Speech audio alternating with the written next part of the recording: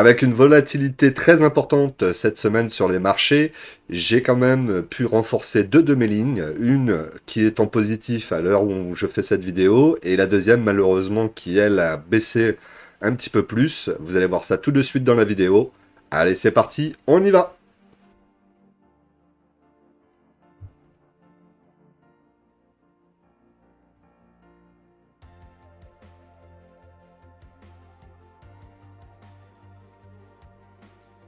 Bonjour à toutes et bonjour à tous, bienvenue sur la chaîne Découvrir, Investir et S'enrichir.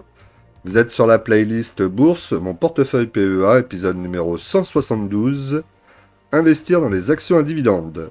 Pour cela, nous utiliserons le courtier en ligne Bourse Direct et l'enveloppe fiscale PEA. L'investissement en bourse peut provoquer une perte partielle ou totale de votre capital. Vous ne devez en aucun cas copier ou reproduire les prises de position. Je ne suis pas un conseiller financier, mais un particulier qui investit en bourse à titre personnel.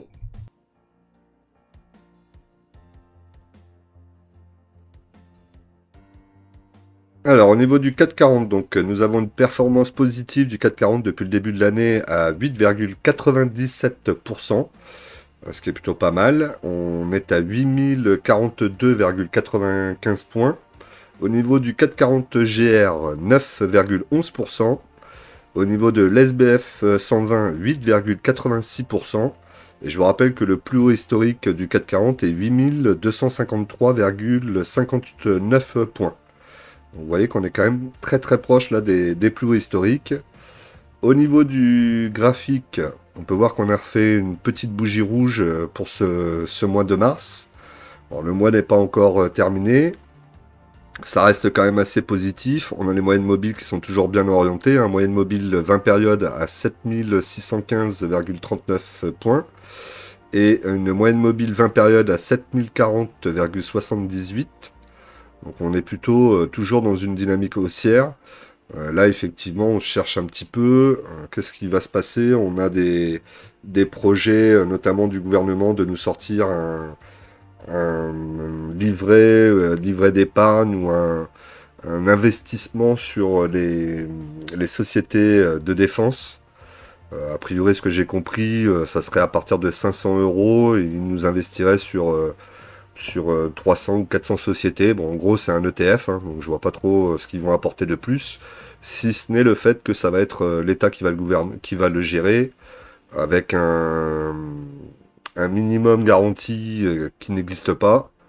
Bon, je trouve que c'est plutôt, à mon avis, se tirer une balle dans le pied, hein, parce que je vois pas l'intérêt d'investir dans ce genre d'indice qui va être géré par, moins de fonds qui va être géré par l'État, sachant les très mauvaises gestions de l'État, et sachant qu'en plus vous pouvez investir sur celle que vous voulez en direct, ou que vous pouvez peut-être aller sur un ETF. J'imagine que des ETF défense, il doit y en avoir.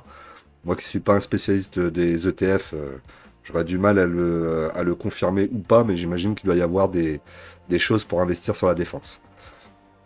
Donc je ne sais pas, dites-moi dans les commentaires, ça m'intéresse de savoir ce que vous en pensez, sachant qu'en plus c'est bloqué pendant 5 ans, donc franchement on est vraiment sur le principe du PEA avec moins d'avantages que le PEA et en plus géré par quelqu'un d'autre.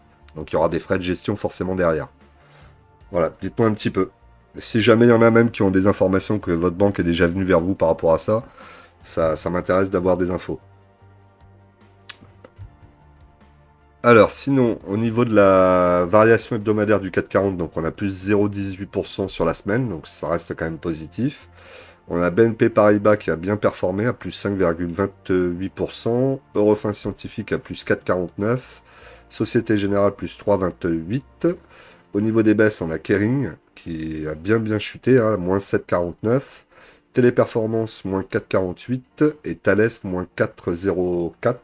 Mais bon, Thales a tellement bien performé ces derniers temps qu'il fallait bien que ça souffle un peu.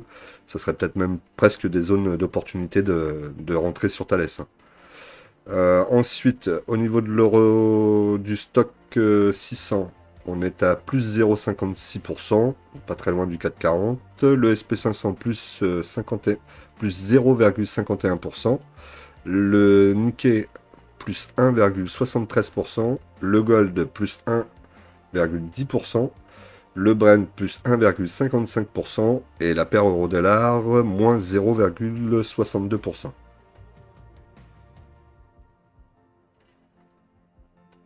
Alors comme toujours, on va regarder mon portefeuille de la plus grosse pondération à la plus petite, donc la plus grosse étant toujours Euronext.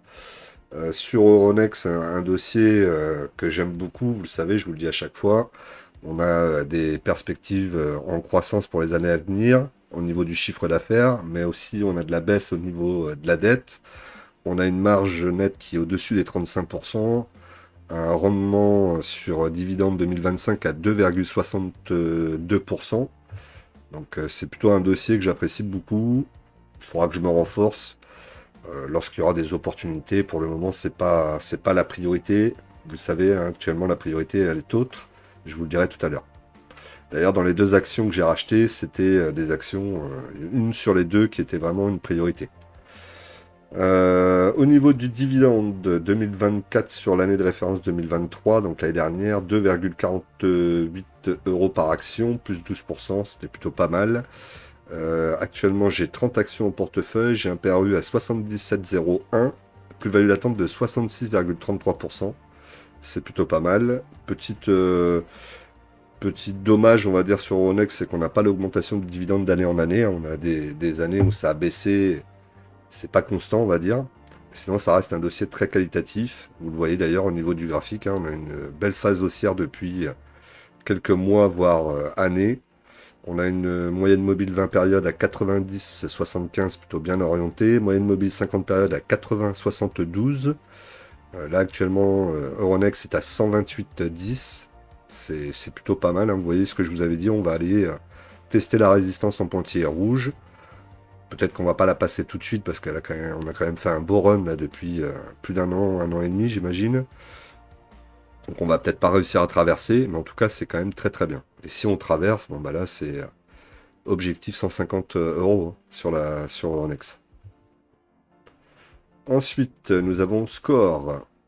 Au niveau de Score, on a un chiffre d'affaires qui évolue que très peu dans le temps. Après la dette, on voit que 2025 il y en a encore, 2026 a priori il n'y aura plus de dette, donc ça c'est plutôt pas mal. Flux de trésorerie positif, marge nette aux alentours des 4%. Rendement 2025 annoncé, 7,51%. C'est plutôt pas mal. L'année dernière, c'était 1,80 € par action. Cette année, c'est stable. Donc, on aura 1,80 € aussi par action. Donc, comme j'ai 100 actions, ça me fait 180 € tout simplement. Un PRU à 17,42. Plus-value latente de 54,14% actuellement. Donc là, c'est en tout cas pendant encore pas mal d'années.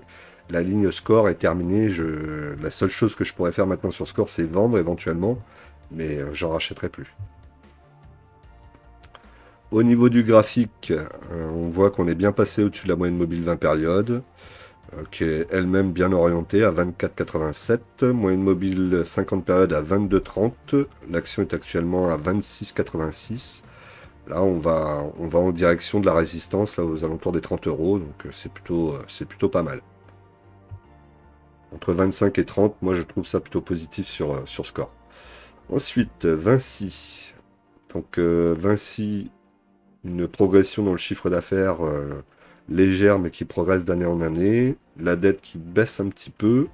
L'EBITDA qui augmente à peu près de la même façon que le chiffre d'affaires. Hein. C'est assez lent mais ça augmente. On a une société qui est quand même bien gérée. On a un rendement 2025 à 4,4%. Comparé à N-1 qui était à 4,17%, c'est plutôt pas mal. Marge nette aux alentours des 8%. Pour 2025, donc 4,75 € annoncés en dividende, plus 6% par rapport à N-1. C'est très très très très bien. Actuellement, moi j'ai 20 actions, j'ai un PRU à 92,72, plus-value latente de 27,53%. Et on voit qu'au niveau du dividende, ça a accéléré trop vite, je pense. Hein. On est passé de 2 € à 4 € assez vite. Donc là, ce qui serait bien, c'est qu'on tienne au moins cette zone des entre 4 et 5 € tous les ans. Voir s'ils arrivent à continuer à augmenter, pourquoi pas, mais on reste quand même... Faut pas trop en demander non plus en termes de dividendes. Il y a un moment, il y a une limite aussi. c'est bien aussi que la société continue à développer son business et à aller chercher de la croissance externe et interne. Au niveau du graphique, on voit qu'on est dans un biseau avec une résistance en pointillé rouge au-dessus de notre tête, le support en dessous en vert avec la moyenne mobile 20 périodes à 106,29, moyenne mobile 50 périodes à 94,17 et l'action est actuellement à 118,25. Donc là on est dans une bonne phase. Ça peut aller tester la résistance en pointillé rouge et après revenir sur le support. Et à chaque fois qu'on va revenir sur le support, on aura en principe une opportunité de renforcer. Total Energy. Alors au niveau de Total Energy, on a un chiffre d'affaires qui baisse un peu. Là, on le voit bien quand même, entre 2022 et 2025, on voit qu'il y a une baisse. C'est pas forcément inquiétant plus que mesure, puisque 2022, 2021, 2022, ça a été des années exceptionnelles pour Total, surtout 2022 évidemment. Ensuite, il y a aussi la transformation de Total de l'énergie carbonée à l'énergie décarbonée. Donc forcément, ça va impacter forcément un petit peu le chiffre d'affaires de la société. Là, ils repartent un petit peu faire du pétrole et faire ce qu'ils savaient faire depuis que Trump est arrivé au pouvoir. Bon, ça va sans doute redonner un petit coup de fouet aux chiffres. De toute façon, il faudra s'attendre à un moment ou à un autre qu'on ait un peu de perte sur la société lorsqu'elle va vraiment basculer plus en énergie renouvelable qu'en énergie fossile, forcément. Donc moi, je trouve pas ça forcément inquiétant. C'est plus maintenant regarder comment est-ce qu'ils investissent, dans quoi ils investissent, notamment pour le côté renouvelable. Et jusqu'à présent, toutes les infos que j'ai, elles sont plutôt positives. Donc il n'y a pas de... Moi je suis assez confiant sur Total pour les années à venir et pour la transformation de Total dans les 10 à 20 ou 30 ans en énergie renouvelable. Peut-être même plus de 30 ans parce que de l'énergie, du pétrole notamment, il y en aura encore besoin. Il y a beaucoup de pays qui ne seront pas encore les voitures électriques, hein, qui en seront loin de là. Donc ils auront bien besoin de pétrole à un moment ou à un autre. Au niveau du PER 2025, on est à 7,42 fois le bénéfice, donc c'est raisonnable. Le rendement 2025, 5,88%. Ça baisse légèrement par rapport à 2024, mais ça reste quand même très sympa. En plus, il est trimestriel, tous les 3 mois. Donc c'est plutôt top là-dessus. Au niveau donc, du dividende, on a 3,22 € par action, plus 7% par rapport à N-1 pour l'année dividende 2025 sur l'année de référence 2024. En quantité, j'en ai 40. J'ai un PRU à 40,26 €, plus-value d'attente de 45,02%. Voilà, et on voit que sur le graphique du bas, au niveau des dividendes, on est dans ce que Total sait faire, hein, c'est-à-dire entre les 2 et 3,50 €. On a eu une année avec un dividende exceptionnel, qui est en jaune. Mais là, sinon, c'est plutôt correct, hein. Au niveau du graphique, on est sur la moyenne mobile 20 périodes, à 58,37. Donc nous, on est à 58,40. Hein, on est vraiment juste au-dessus de la moyenne mobile 20 périodes. Ce serait bien de tenir la moyenne mobile 20 périodes et de ne pas passer dessous. On a une moyenne mobile 50 périodes à 48,42. On est en fait là dans une situation où on ne sait pas si on va tenir au-dessus de la moyenne mobile 20 périodes ou est-ce qu'on va casser. Et auquel cas, si on casse, bah, ça sera déjà un retour sur le support en pointillé vert, qui est juste dessous là. On voit qu'on a même testé avec une petite mèche. Et après, bah, possiblement, casser encore ce support en pointillé vert et aller un cran en dessous. Revenir sur la moyenne mobile 50 périodes, j'y crois pas forcément tout de suite, mais on ne sait jamais. Schneider, donc Schneider, comme vous pouvez le voir, maintenant est beaucoup plus haut dans mon portefeuille, hein. Donc ça c'est très bien. Donc c'est la première action la première ligne que j'ai renforcée. Il fallait que je le fasse à un moment ou à un autre. Je ne pouvais pas continuer à avoir une société aussi qualitative avec si peu d'actions en portefeuille. Donc au niveau du chiffre d'affaires, on voit que ça monte. La dette baisse, l'EBITDA augmente aussi. Au niveau de la marge nette, on est aux alentours de entre 12 et 13%, ce qui est plutôt pas mal. Le rendement 2025 est de 1,73%. Le PER 2025 est de 26,3 fois les bénéfices. Au niveau de Schneider, donc j'ai 10 actions en portefeuille, un PRU à 185,22, plus-value latente de 25,12%. On peut voir donc l'année dernière il y avait 3,50 € par action, donc je pense que cette année il va augmenter puisqu'il augmente quasiment chaque année. Et Schneider en plus peut bénéficier de l'explosion des data centers qui vont avoir besoin de Schneider pour tout ce qui va être raccordement. C'est un peu ce qui l'a fait booster ces derniers temps, ce qui l'a fait aussi chuter aussi assez vite. Et donc là, moi j'ai considéré en tout cas qu'il y avait une opportunité d'achat. Vous verrez tout à l'heure à quel prix à la fin. En tout cas, là, elle est repartie. Est-ce que ça va tenir? Je ne sais pas, mais elle est repartie. Donc pour le moment, je suis assez content de mon achat. Je ne crie pas forcément victoire parce que ça peut encore redescendre. Mais dans tous les cas, sur long terme, je suis satisfait de l'achat de Schneider. Il fallait que je le renforce. Et comme Air Liquide, je ne pouvais pas continuer à avoir que 5 actions sur des valeurs aussi qualitatives. Ensuite, nous avons GTT. GTT très qualitatif aussi. Hein. Vous voyez là les chiffres pour les années 2025-2026, c'est quand même assez beau. Hein. C'est presque le double de 2022.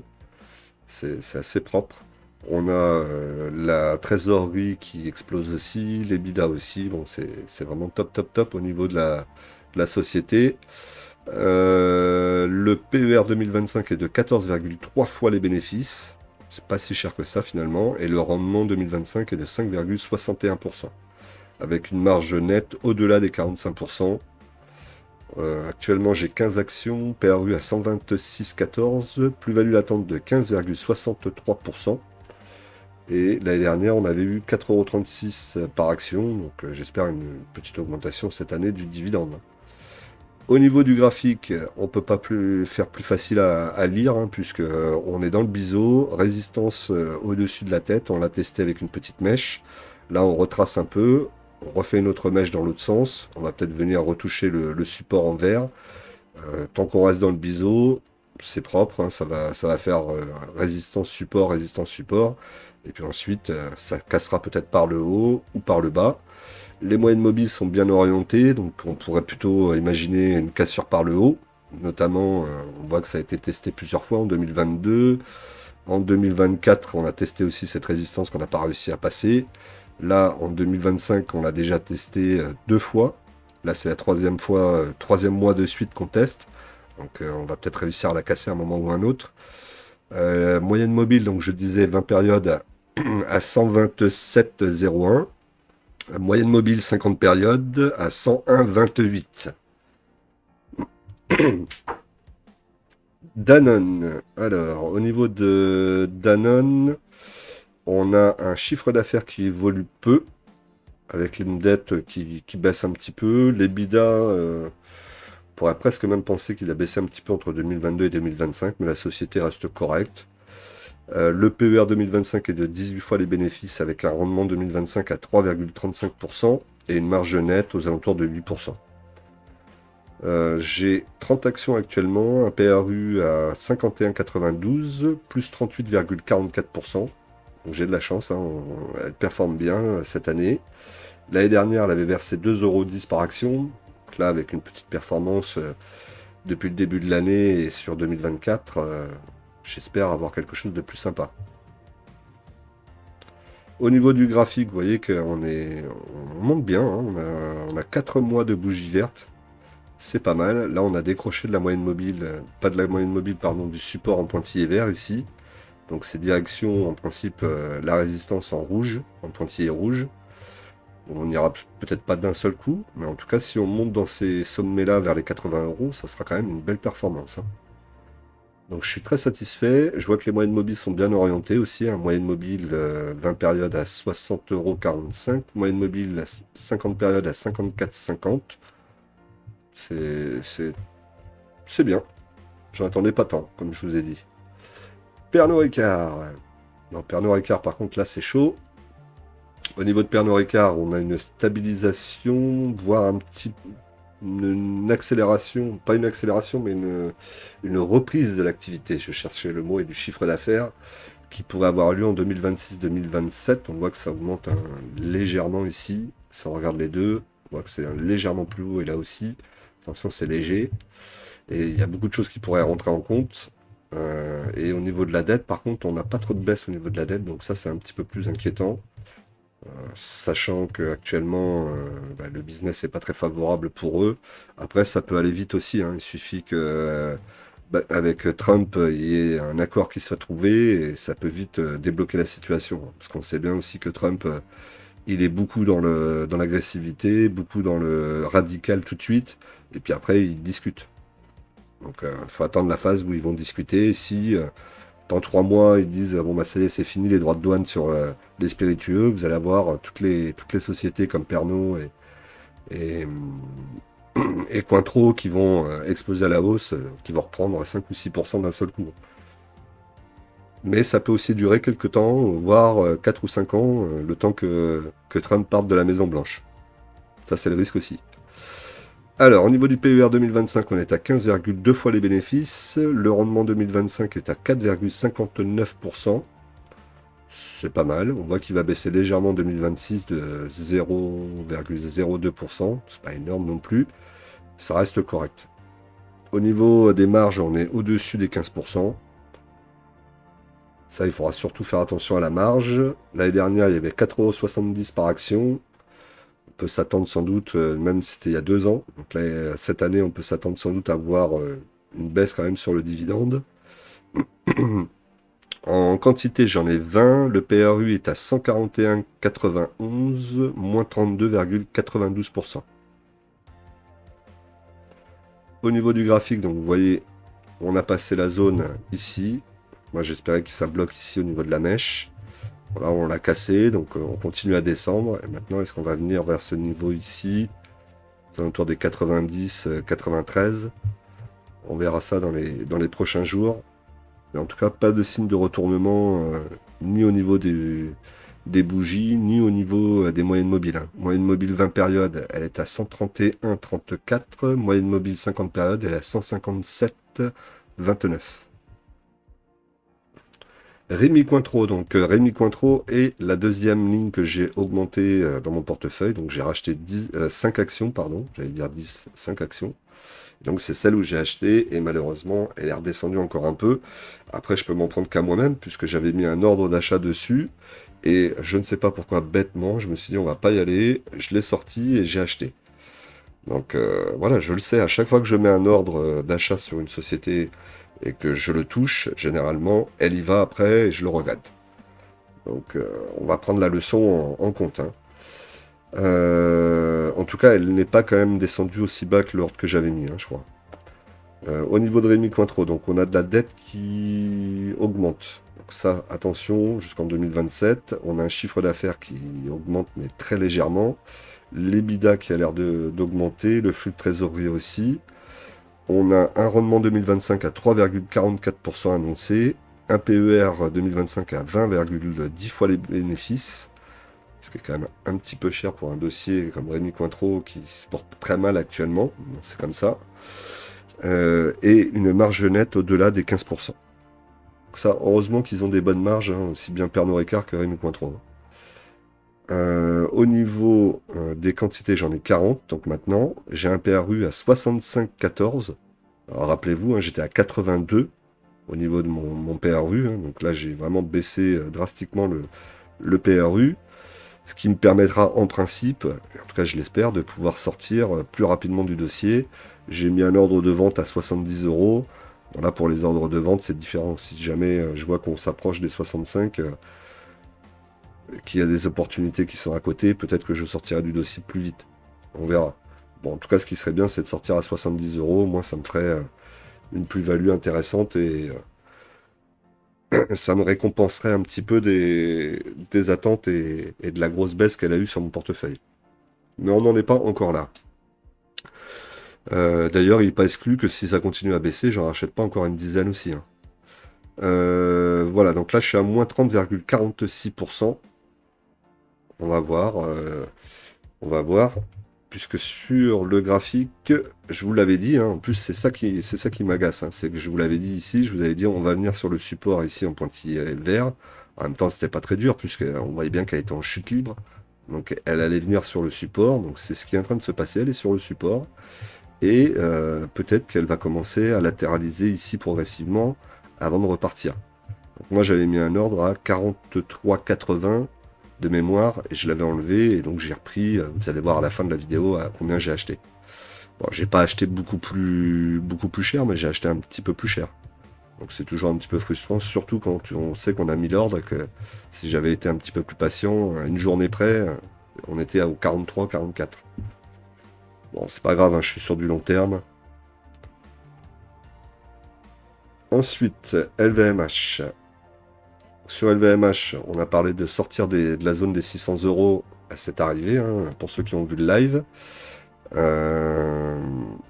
D'ailleurs, n'hésitez pas à venir, hein, dans le live qui se trouve sur Twitch. Hein, vous avez mon lien dans la description. Et je vous donnerai une autre information tout à l'heure. Au niveau donc du rendement 2025, on est à 1,96%. Le PER 2025 est de 24,3 fois les bénéfices. Au niveau de la marge nette, on est au-dessus des 15%. Le chiffre d'affaires annoncé pour 2025-2026 en progression, mais pas énorme. Par contre, on voit que la dette baisse, pardon. Et ça, c'est très bien.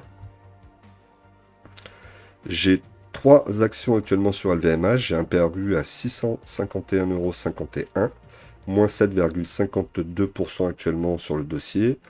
On voit que le dividende va être étal et stable par rapport à N-1, donc à 13 € par action. Ça, c'est correct. Et donc, je vous avais dit, la zone des 600, en dessous des 600, donc on est bien descendu en dessous des 600 avec la petite mèche là ici. Je pense qu'on va continuer à descendre un petit peu, on va peut-être revenir un petit peu sous les 600 €. On avait parlé dans cette zone, je crois qu'on est à 580, un truc comme ça. Donc je pense qu'on peut venir peut-être à 590, puis ensuite on repartira en espérant que tout se passe bien. Attention, toujours les moyennes mobiles qu'elles ne se croisent pas. Là, ça a l'air quand même mal parti, hein. J'ai l'impression vraiment qu'elles vont se croiser. Moyenne mobile 20 périodes 697, moyenne mobile 50 périodes 674, et nous on est à 602,5 actuellement. Enfin, si vous êtes comme moi avec 3 actions d'LVMH, on n'est pas pressé de renforcer. On a le temps de voir si ça descend. Si ça descend, bah, on prendra au fur et à mesure de la descente, hein. Ça reste un très bon dossier. Ça remontera. Et puis de toute façon, si vous passez votre PRU en dessous des 600 € sur 20 ans, vous êtes sûr que vous aurez fait un bénéfice, hein. En tout cas, moi, j'en reste persuadé. LVMH, c'est costaud. Donc c'est maintenant. Si vous voulez donc me rejoindre sur Twitch, n'hésitez pas. Vous avez donc le lien dans la description. Donc Twitch, c'est pour les lives. Donc le mercredi, il y aura toujours donc les lives sur Twitch. Jusqu'à présent, j'avais dit qu'il ne serait que sur Twitch et pas sur ma chaîne YouTube. Tout ça pourquoi? Parce que je n'arrivais pas à connecter ma chaîne YouTube tout simplement. J'avais mis un plugin, je vous avais expliqué ça. J'ai mis un plugin en place et le plugin a fait que ça a déconnecté la connexion avec la chaîne YouTube Découvrir, Investir, S'enrichir, et j'arrivais pas à le remettre.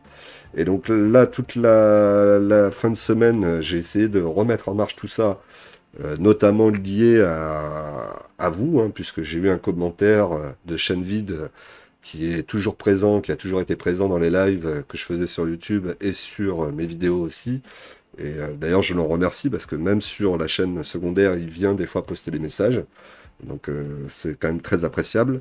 Et qui me disait, oui, pourquoi tu as arrêté de faire les lives? Donc je voulais pas arrêter de faire mes lives, c'est que j'arrivais plus à connecter mon YouTube. Donc, comme je vous disais, suite à son message, je lui dis que je lui répondrai aujourd'hui. Donc c'est chose faite. Et je voulais lui répondre aujourd'hui, mais du coup, je voulais surtout réussir à reconnecter ma chaîne.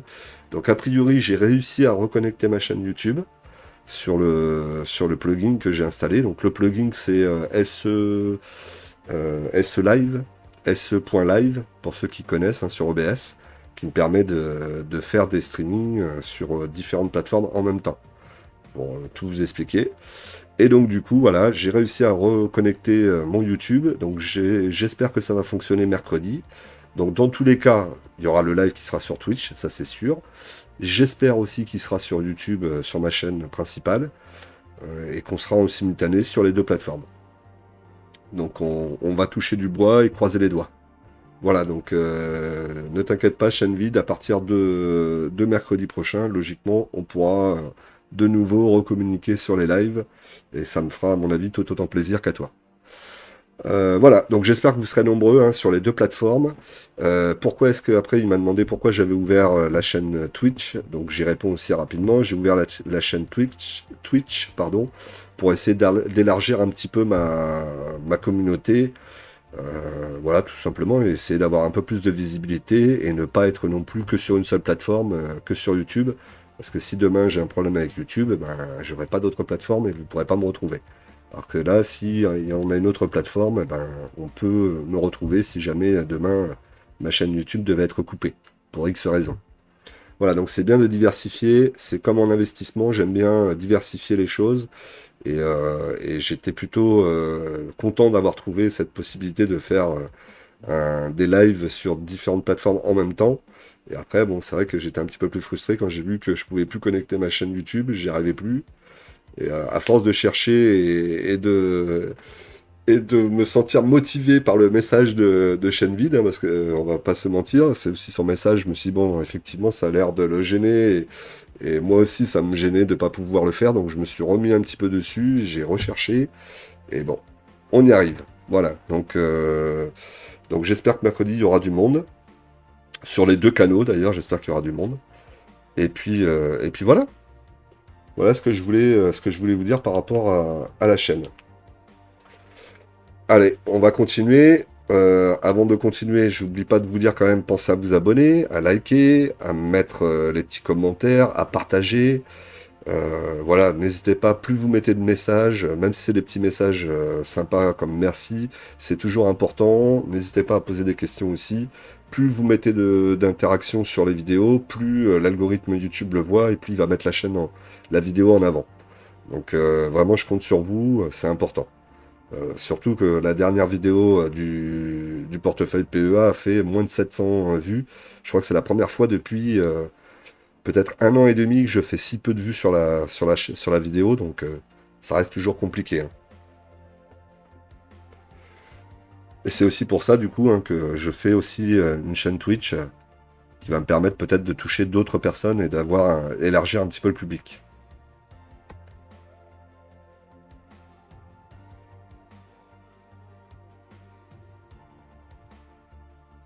Alors, ensuite, on continue. On a Air Liquide. Alors, Air Liquide, chiffre d'affaires en augmentation d'année en année, donc ça, il n'y a pas de problème. On voit sur les années 2022-2023 qu'il y avait une légère baisse et après c'est reparti. La dette baisse, l'EBITDA augmente, la marge nette aux alentours de 12-13%. Le PER 2025 à 25,2 fois les bénéfices. Le rendement 2025 à 2,02%. C'est plutôt très correct, hein. C'est du Air Liquide.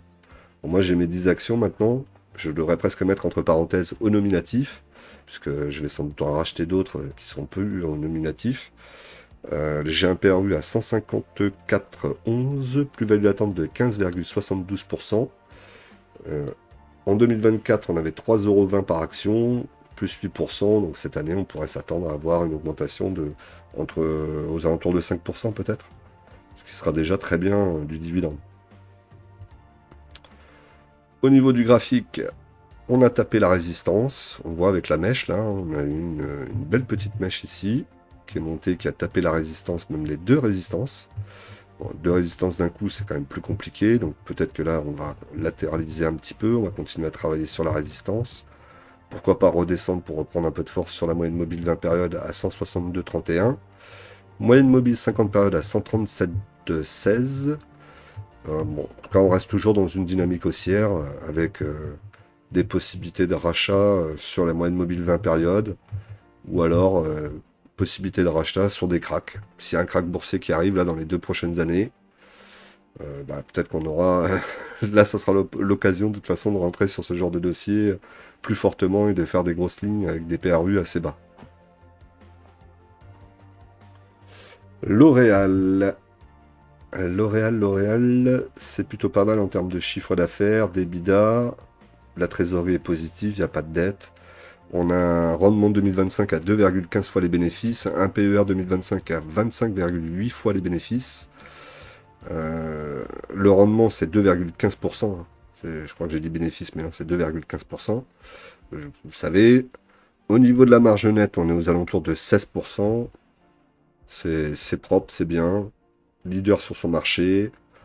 Bon, voilà, c'est du luxe, mais du luxe cosmétique. Pour 2025, 7 euros de dividendes par action, plus 6% par rapport à N-1. Donc c'est plutôt très top. Moi j'ai 4 actions actuellement, j'ai un PRU à 366,14, je suis en moins-value latente de 3,66%. Donc je voulais renforcer L'Oréal aux alentours des 320. Donc là effectivement on n'y est pas du tout, hein. Les 320 il faudrait qu'on revienne un peu sur le support ici. Là actuellement on est dans un ventre mou sous la moyenne mobile 50 périodes qui est à 372. On a la moyenne mobile 20 périodes qui est à 396. Donc là ce qui serait bien un peu comme pour LVMH c'est que ça ne se croise pas, que ça continue à rester haussier, et pour ça il va falloir qu'on réintègre au moins la moyenne mobile 50 périodes, qu'on passe au-dessus. Sinon on risque de redescendre et pourquoi pas revenir sur le support, et qui dit support dit opportunité d'acheter vers les 320. Rubis, chiffre d'affaires qui baisse légèrement, hein, une légère décroissance. On a une dette qui est présente depuis 2023, qui baisse pas forcément. L'EBITDA qui reste stable. On a un rendement 2025 à 7,93%, qui a baissé par rapport à 2024, hein, qui était à 8,8%. On a un PER 2025 à 8,16 fois les bénéfices, et une marge nette aux alentours des 6%. C'est un dossier rendement, en principe, qui augmente son dividende d'année en année. Donc là, on verra. Le dividende était de 1,98€ pour 2024. Moi, j'ai 50 unités actuellement. J'ai un PRU à 22,53. Plus-value latente de 12,65%. Et on va voir un petit peu ce qui va se passer sur Rubis. Comme je vous ai déjà dit dans d'autres vidéos ou pendant le live, on a Bolloré qui a priori énormément de liquidités là. Il va falloir qu'il l'investisse d'ailleurs. Donc il a commencé à rentrer un petit peu au capital de Rubis. Est-ce qu'il ne va pas essayer de racheter complètement la société? Donc on va voir ce qui va se passer peut-être dans l'année 2025-2026. Sinon, on se contentera du rendement, hein, du moins du dividende, hein, ça nous ira très bien. Donc là, on voit, on a testé la résistance, c'est pas passé. Ici, on était encore en train d'essayer de la tester, et ensuite là, on a lâché parce qu'on n'arrive pas à passer au-dessus, et donc ça redescend. Ça va redescendre, ça va revenir sur la moyenne mobile 20 périodes, sans doute, aux alentours des 24,04€, et on a une moyenne mobile 50 périodes à 23,09€. Donc là, c'est normal, hein, elle n'arrive pas à passer, donc elle va ressouffler, revenir sur le support, sur la moyenne mobile 20 périodes, puis ensuite réattaquer la résistance jusqu'à réussir à repasser au-dessus. Là, vous voyez, typiquement, on voit le biseau. Donc là, résistance ici en rouge. Ici, on avait un support vert avant. On était dans ce biseau-là, ici. Et là, on a testé de casser par le haut, on n'a pas réussi. Et au final, on a décroché, on a cassé par le bas. Eramet. Au niveau des Eramet, on a un chiffre d'affaires plutôt stable pour 2025-2026, qui augmente un peu entre 2024 et 2025. La dette augmente aussi un petit peu, ça faudra faire attention. Bon, après, il y a l'État qui est quand même derrière. On a la matière première, donc c'est quand même quelque chose d'assez important pour l'État français. Le PER 2025 est de 11,9 fois les bénéfices. Le rendement 2025 est de 2,64%. Et on a une marge nette aux alentours des 10%.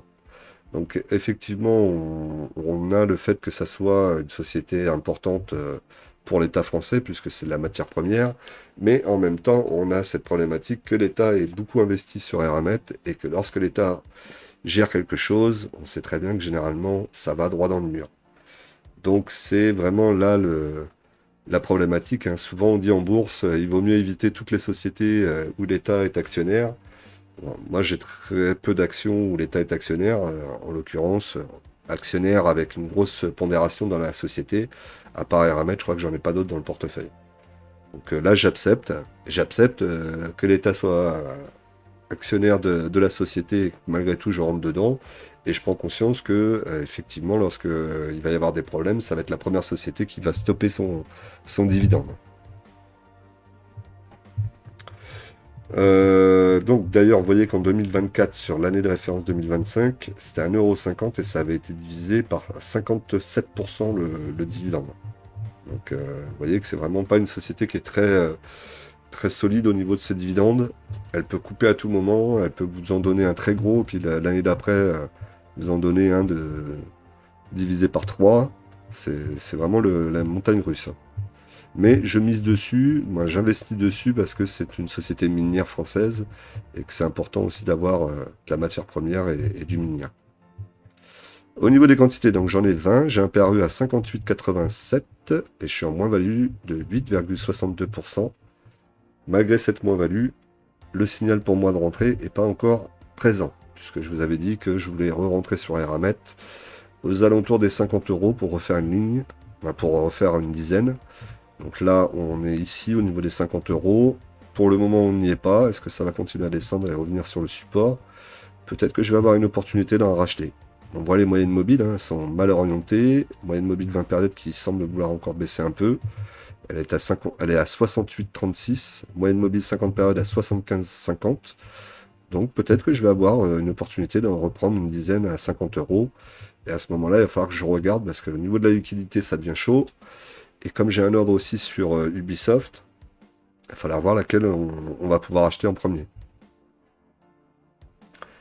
Kering, Kering aussi mériterait peut-être un rachat de quelques actions, hein, parce que là on est vraiment descendu très bas. Au niveau des chiffres d'affaires, on voit une augmentation d'année en année sur le graphique. Je pense qu'il va falloir quand même le revérifier pour 2024-2025.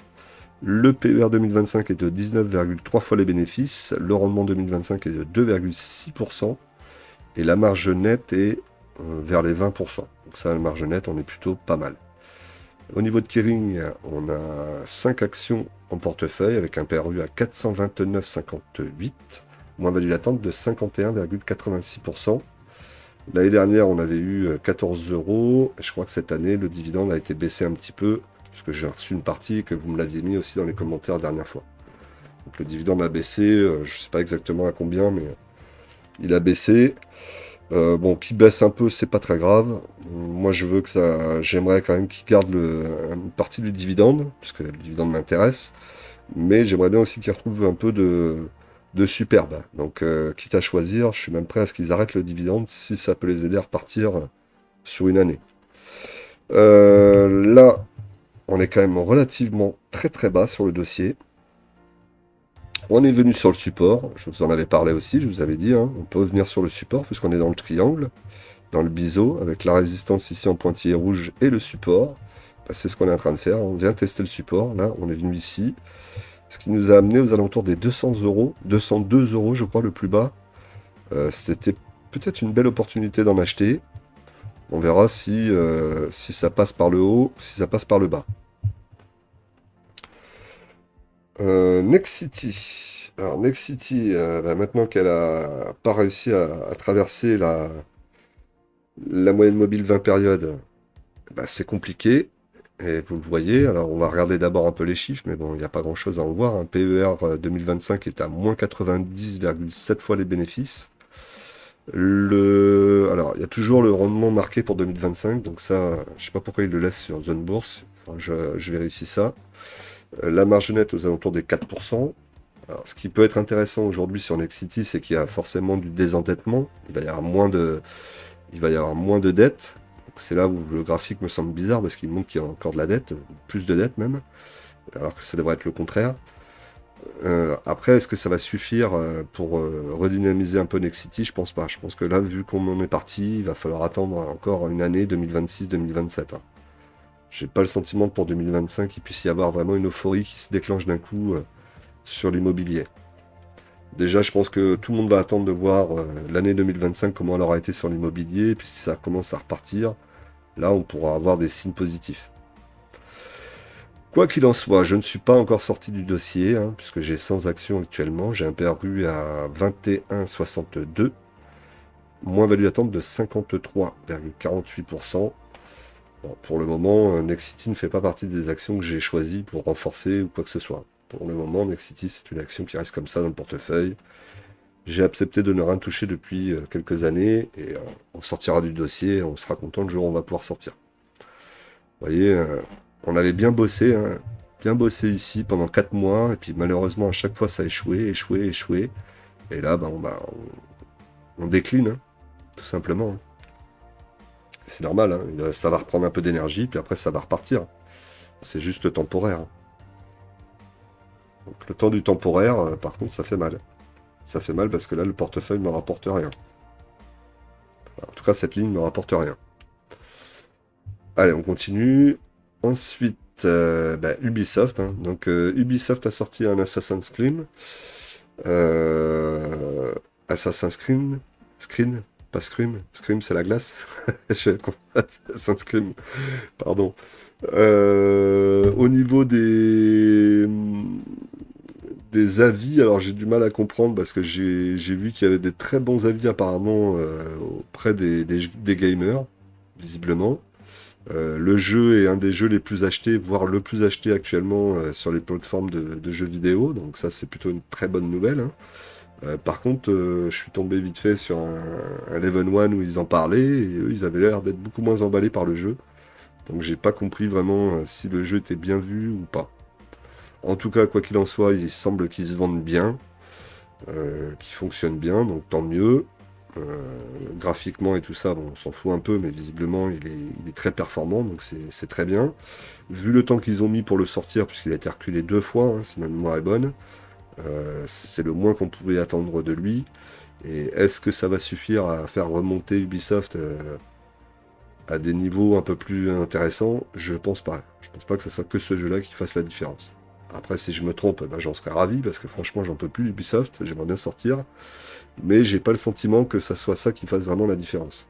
Par contre, le problème, c'est que maintenant, on est dans un ventre mou, et que l'ordre que j'ai mis pour sortir d'Ubisoft, en tout cas pour faire baisser mon PRU, et imaginer une sortie plus rapide, il est difficile à aller chercher.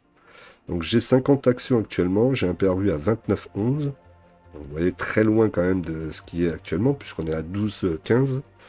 Moi j'ai mis un ordre là aux alentours des 10 euros 9,80. Il est toujours en place l'ordre. J'aimerais bien qu'elle en aille le chercher et qu'ensuite elle commence à faire un mouvement de retournement qui me permettrait de sortir peut-être sur la moyenne mobile 20 périodes, là, qui est actuellement à 19,10. Moyenne mobile 50 périodes à 32,64.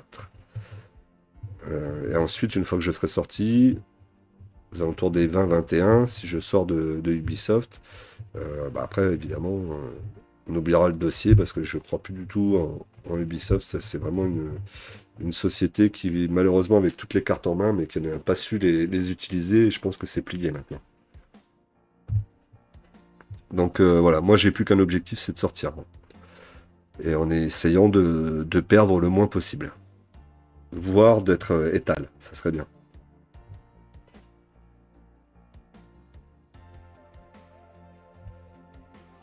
Alors, au niveau du tableau de dividendes, donc là, comme je vous ai dit, les achats. Donc j'ai fait du Rémi Cointreau, j'en ai acheté 20 à 47,74. Alors après, comme je vous dis, un petit peu les boules, hein, puisque le lendemain ça a baissé, on est descendu à 44, je crois, ou peut-être même 43 et des brouettes. Donc c'est un peu, j'ai eu, je sais pas pourquoi j'ai changé, j'ai enlevé mon ordre d'achat et je l'ai modifié. Là, j'ai du mal à me comprendre. Mais bon, c'est comme ça, c'est pas grave, hein. Dans tous les cas, j'ai quand même acheté assez correctement pour faire baisser bien mon PRU. Me donner une chance peut-être de sortir de Rémi Cointreau sur l'année 2025. Peut-être début 2026, on verra bien. Au niveau de Schneider Electric, par contre, j'ai acheté à 219,80. Et là, par contre, après, elle est remontée tout de suite. Donc là, c'était plutôt un bon achat. De toute façon, même si elle n'était pas remontée tout de suite, ça resterait un bon achat sur Schneider. Donc maintenant, vous voyez donc Schneider 10 à 185,22 et Rémi Cointreau 20 et 20,40 à 65,14. On verra si ça va aller jusqu'à la fin de l'année pour Rémi Cointreau.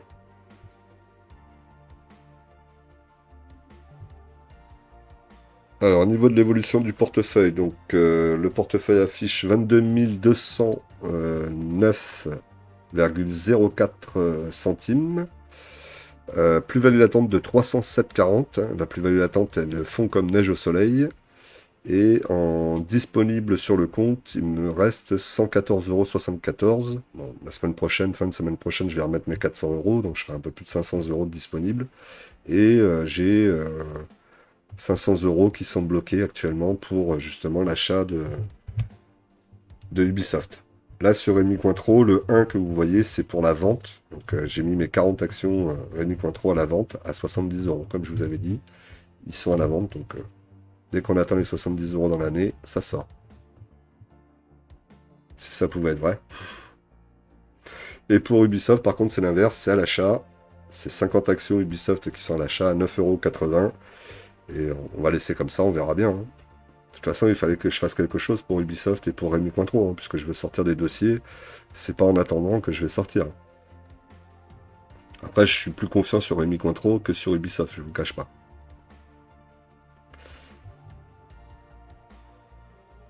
Alors, au niveau de la performance du portefeuille, on est à plus 3,71% actuellement. Ça reste correct, mais c'est pas super super. Mais bon, vu que je suis en train d'essayer de retravailler mon portefeuille, bah, peut-être que ça va finir par payer vers la fin de l'année. Hein. Là, je peux pas m'attendre à ce que ça paye maintenant, puisque j'ai renforcé des lignes.